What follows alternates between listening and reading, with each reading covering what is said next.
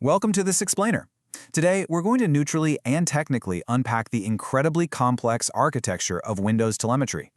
We'll start with a massive real-world case study just to set the stakes, and then we're going to dive deep into our main focus, the actionable registry hardening steps you can take to actually reclaim your privacy.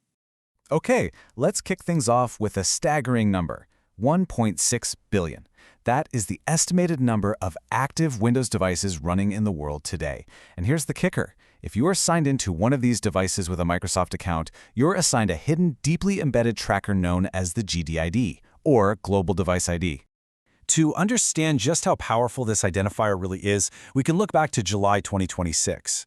The FBI successfully tracked a suspect from the Scattered Spider hacking group across 3 different countries. And get this, despite the hackers' rigorous use of VPNs, proxy servers, and constant IP rotation, they were caught. Why?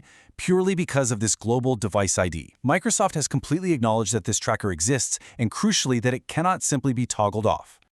All right, here is our technical survival guide for today. We're covering 1. The hidden GDID tracker. 2. The illusion of control. 3.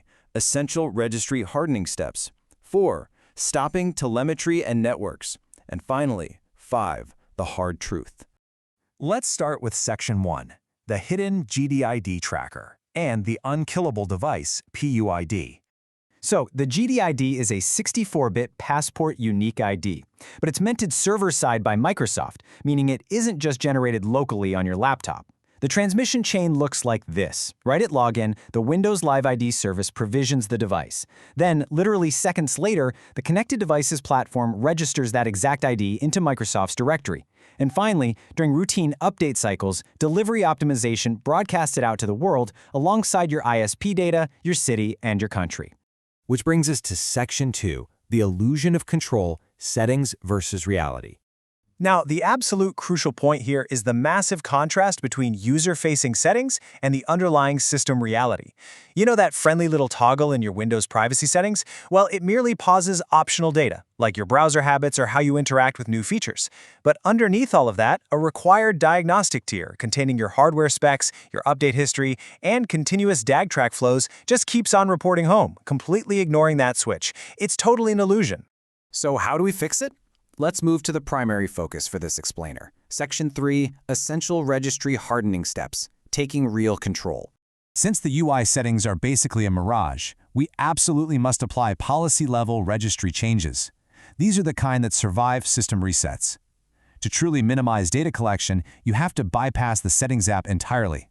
We're going to systematically target 3 main layers directly within the system registry using administrator privileges.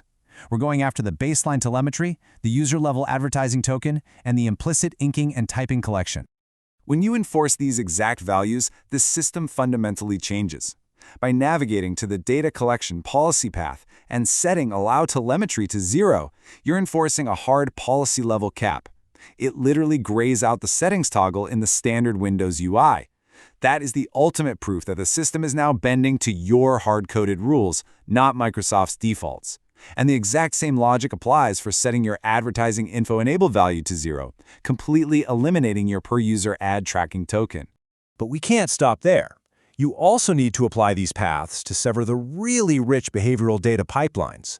Setting Restrict Implicit Ink Collection to 1 stops Windows from quietly building a personal dictionary out of your unique keystrokes and handwriting. Crazy, right? Furthermore, setting Publish User Activities to 0 stops your app launch history and your file open events from being seamlessly synced up to the cloud. Beyond baseline telemetry, true registry hardening means neutralizing the network connectivity status indicator. By setting the NLASVC parameter to 0, you actually stop Windows from pinging Microsoft servers the absolute second you connect to Wi-Fi. This is huge because it stops your IP from leaking before your VPN even has a chance to boot up and connect. You can also rotate your machine guide using a quick PowerShell command to break any historical correlation. But please, a quick warning. Always create a system restore point or back up your registry before you go making these sweeping changes. Advancing to Section 4, Stopping Telemetry and Networks, Services and Sinkholes. So registry policies are powerful, for sure, but true defense in depth requires service disablement. The Windows Service Control Manager might actually block you from turning off these essential tracking services if you use the normal interface. So the hardened approach dictates going directly back into the registry. For diagtrack, CDP-SBC, and DOSVC, you're going to force their start values to 4. This completely disables their launch right at boot, effectively crippling the GDID reporting chain we talked about earlier. However, there is a bit of a catch. Windows feature updates absolutely love to quietly re-enable those services. Sneaky, right? Therefore, applying a network-wide DNS sinkhole, something like a Pi-hole, or manually routing the hard-coded telemetry domains to 0000 via your machine's hosts file is your most durable, update-proof mitigation.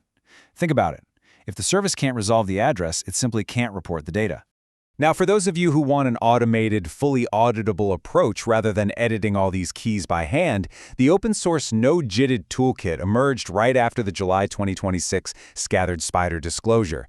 It programmatically locks down all the endpoints, hosts, files, and services we just discussed, serving as a really reliable baseline for privacy-conscious power users. Finally, we reach Section 5, the hard truth. What cannot be stopped? We have to honestly calibrate our threat model here and acknowledge some fundamental architectural limitations. Even with absolutely perfect registry hardening and perfectly blocked networks, immutable hardware identifiers are burned right into your silicon, your motherboard's SM BIOS, your TPM chip, your CPU die.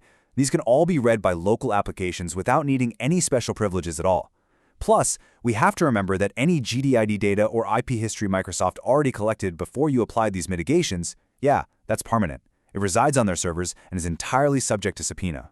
Therefore, if your personal threat model demands absolute, uncompromising privacy, the stark reality is that software tweaks just aren't going to be enough.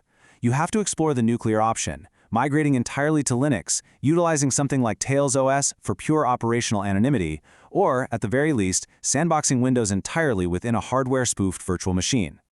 Well, we've laid out the mechanics, we've walked through the essential registry keys for hardening, and we've faced the undeniable hardware realities.